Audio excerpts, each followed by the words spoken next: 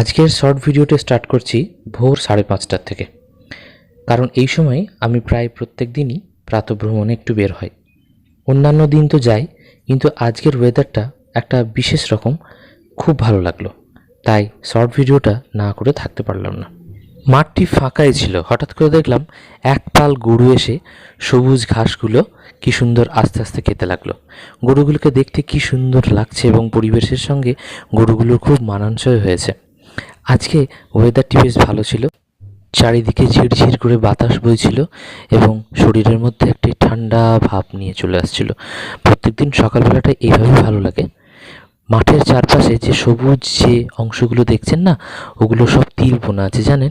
তিলগুলো খুব সুন্দর লাগছে দেখতে, যখন না বাতাস দিচ্ছে তখন তিলগুলো কি সুন্দর দুলছে, খুব ভালো লাগছে। এবং এই বটবৃক্ষটা পুরো মাঠটাকে ছায়া করে রেখেছে। পরিবেশ সব মিলিয়ে